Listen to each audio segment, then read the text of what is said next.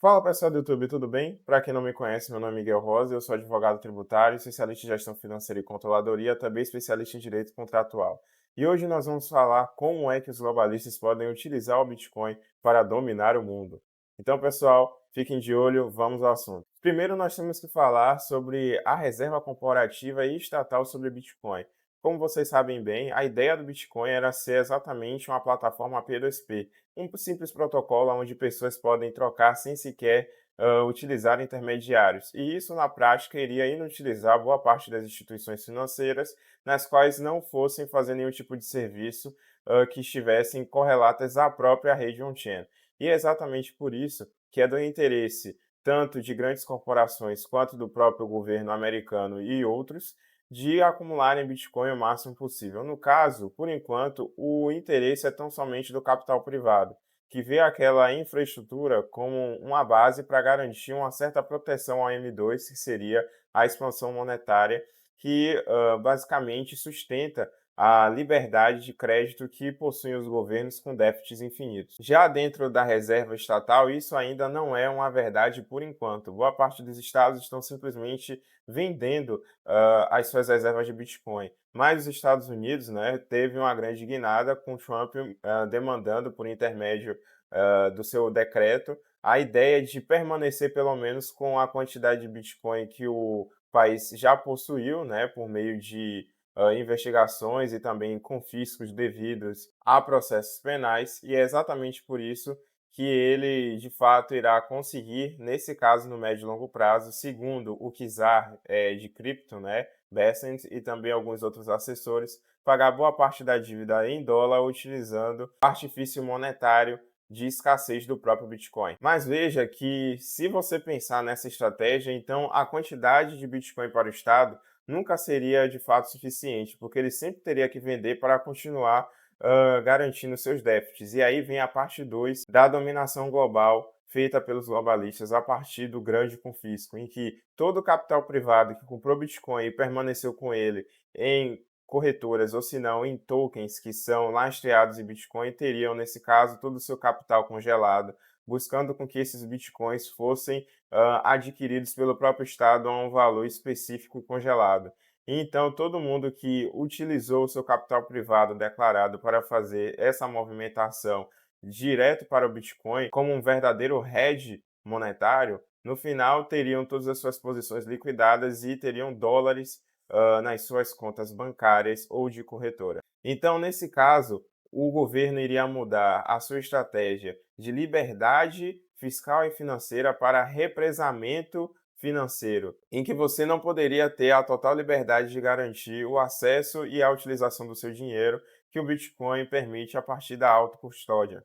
Nesse caso, o confisco não seria imediato, muito possivelmente eles já iriam tentar restringir a possibilidade de autocustódia desde o início, como por exemplo, você só pode estar exposto a Bitcoin por intermédio de ETFs ou se não com corretoras, mas sem a possibilidade de saque para o seu endereço on-chain, cabendo tão somente aos P2Ps garantirem esse ideário de privacidade em que as próprias pessoas físicas ou jurídicas que queiram de fato ter autocustódia venham a utilizar os seus serviços. E no ponto mais extremo, os globalistas iriam utilizar a blockchain não para garantir liberdade para os povos, mas sim para ter um controle total e centralizado por intermédio dessa tecnologia, onde você pode congelar saldos e também fazer verdadeiros rollbacks, que seriam a volta de várias transações financeiras que já foram cumpridas anteriormente. E você pode verificar o desenvolvimento dessa blockchain centralizada mundial a partir do advento das CBDCs e também a utilização de altcoins como testnets, ou seja, locais de testes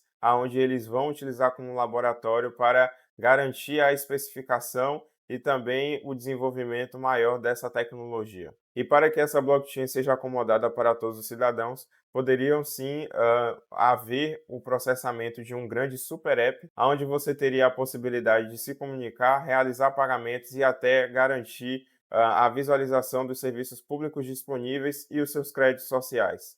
Um exemplo claro da realidade seria o WeChat chinês, onde você tem todas as redes sociais bloqueadas do Ocidente, mas você pode fazer e realizar todas as suas atividades sociais e online por intermédio desse aplicativo. E os créditos sociais nada mais são do que meios de medir o score dos cidadãos, que seriam aquilo que poderia beneficiar ou não a sua vida de acordo com a liberdade ou não de crédito. Ou seja, dessa forma, eles teriam controle total em que você poderia ter mais crédito se falasse em prol do governo ou simplesmente fizesse alguns tipos de atitude consideradas modelo para um cidadão. Mas se você fizer exatamente o oposto e se tornar um verdadeiro antagonista do sistema, o seu crédito social seria baixo e, portanto, você teria um acesso restrito aos serviços públicos e também ao crédito e ao financiamento. E se não bastasse, a partir desse super app você também poderia ter a garantia de controle do consumo, porque já que as moedas em papel seriam totalmente extintas, você poderia garantir todo o controle do gasto da sociedade em geral por intermédio desse aplicativo. Nesse caso, mesmo que você tivesse saldo na conta bancária, você teria, por exemplo, um limite máximo de proteína que você poderia comprar, um limite de automóveis, um limite de eletrônicos, eletrodomésticos, enfim, aquilo que o governo achar que é necessário garantir restrição pelo bem da sociedade, ele poderia fazê-lo exatamente garantindo que o ID dos seus cidadãos esteja completamente atrelado com um limite de consumo, até o ponto de ser restrito e até proibido de você fazer poupança. Por exemplo, você tendo esse dinheiro do Super App com expressa validade. Então, você recebeu o seu salário, você tem 90 dias para gastá-lo, ou senão ele simplesmente vai desaparecer. Então, você ainda seria obrigado a consumir de acordo com os desejos do próprio mercado, que é controlado no final pelo próprio governo central. E para qualquer um que tentar criar tipos de sistemas ilegais e secundários por meio da blockchain de pagamento central, poderia ter facilmente todos os seus pagamentos retrocedidos, uma vez que a blockchain tem esse sistema fácil de rollback. Para aqueles que não sabem exatamente qual seria a solução no curto e médio prazo para evitar esse futuro para você e para sua família, eu diria que a primeira parte seria você comprar Bitcoin via P2P, para que você tenha exatamente privacidade na hora da compra e garanta a sua autocustódia de fato. O segundo ponto que pode amenizar talvez a sua ansiedade seria a teoria dos jogos, já que por intermédio dessa teoria sempre existiriam alguns gatilhos ou atalhos que você poderia utilizar até mesmo numa sociedade fechada e controlada como essa. Veja que até na China, por exemplo, onde o Bitcoin já foi proibido várias vezes, inclusive a sua mineração, grandes campos de mineração continuaram funcionando prontamente, porque aonde há burocratas também há corruptos. E você pode utilizar, nesse caso, de extrema ditadura mundial, a corrupção a seu favor. E claro, enquanto isso não chega e você está acumulando Bitcoin, faça com que esses satoshis valham a pena com investimentos diretos tanto nas suas habilidades como também na fuga de infernos fiscais para paraísos fiscais. E a partir desses atalhos e seu conhecimento em cripto, você de fato conseguiria sobreviver a esse momento em que os globalistas teriam completo controle tanto social, econômico e político do mundo.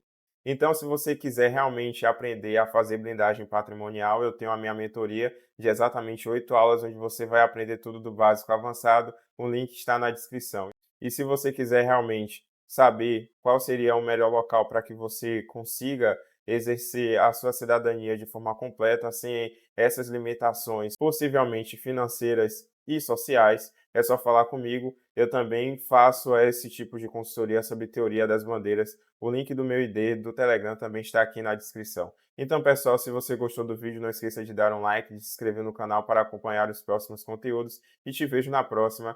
Obrigado pela sua visualização e até mais.